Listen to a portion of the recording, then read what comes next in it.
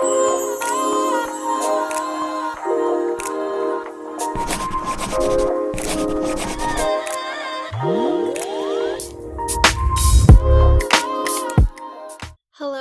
and welcome back.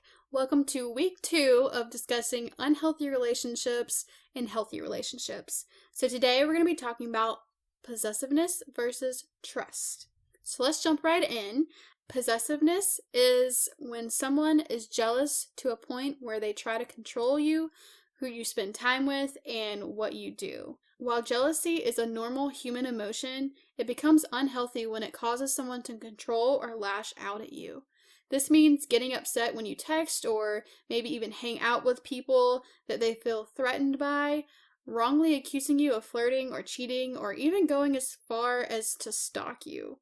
Possessiveness is often excused as being overprotective or having really strong feelings for someone. This is a real thing, and I'm sure that maybe some of you who are listening may have experienced this before. I kind of want to tell you guys a little bit of a story that kind of describes this possessiveness trait. So back when I was in high school, I of course was dating this guy, which was the one that I was in this relationship with for so long. And I had really 2 best friends. One was a guy and one was a girl. And we had been spending time all the way since middle school, and then with my girlfriend, I've known her since I was in kindergarten. And we spent a lot of time together in classes that we were in together, and it was great. Everything was fun. We absolutely loved to laugh and have fun. And then there were times that we would actually hang out outside of school. Like, we would make plans, of course, and see each other or go watch a movie or bowling or, whatever. Throughout the relationship, my partner decided that he was threatened by my guy friend. And clearly there was absolutely no romantic relationship between me and my friend. We were literally just best friends.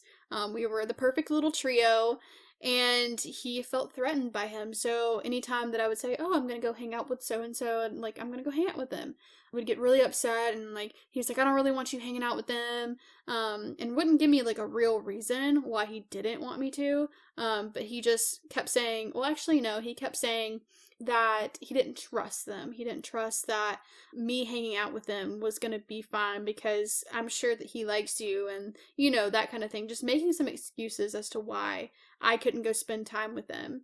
So there was a lot of times where he would be overly jealous of things that really shouldn't have been jealous over because, in a relationship, you're allowed to have friends outside of your gender. No matter who it is, you can have friends. And if someone's keeping you away from them, then that's an unhealthy sign.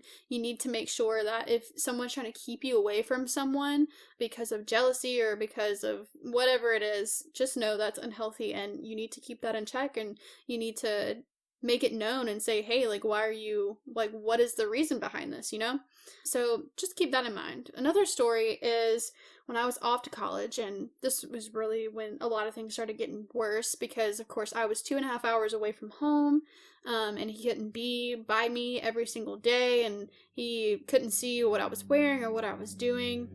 Every single day after class, I would have to text him and say, hey, I'm going to my next class, or hey, I'm going to lunch, or whatever. So I always had to constantly tell him where I was or what I was doing. Even one time I was sitting outside. It was a beautiful day. I had an amazing day, and it was summer, or hot outside.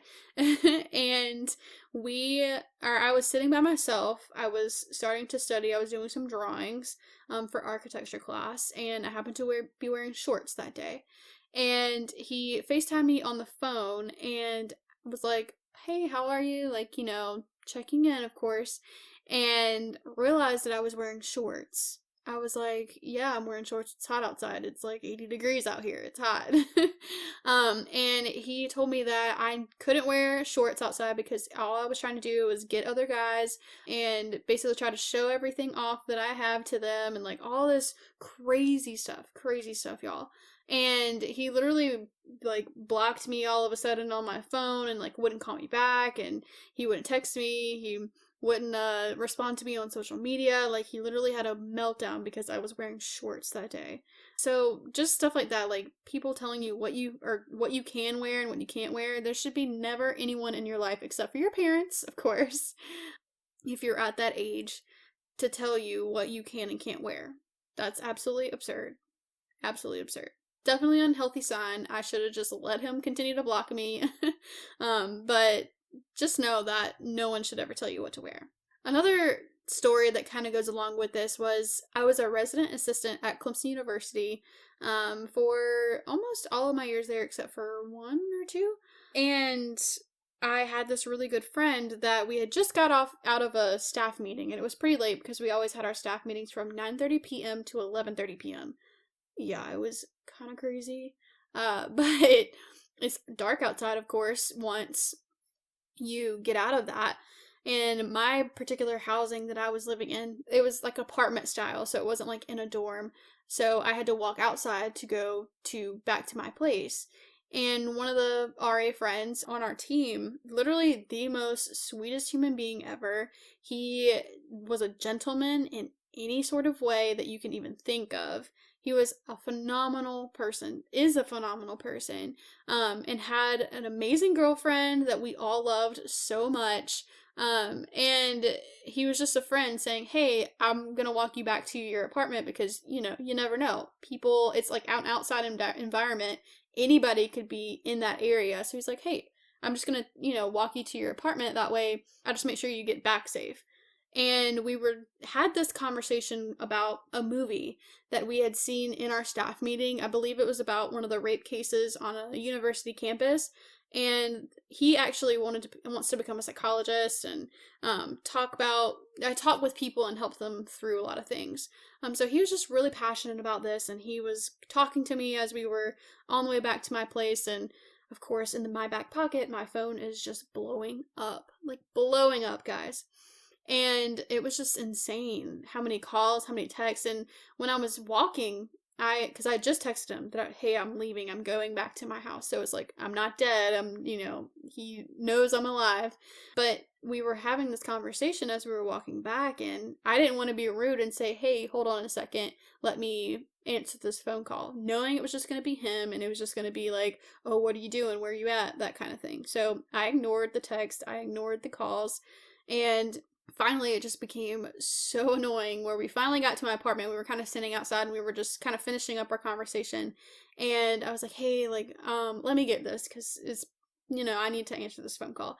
And he was very respectful. He was like, okay, sure. And I started to answer the phone, and all you could hear was just these loud, terrible words coming out of his mouth, talking about, where are you, what are you doing, that kind of thing. And of course a lot of cursing and a lot of other things that came out of his mouth that I will not repeat. But he was just furious that I wasn't answering the phone or answering his text.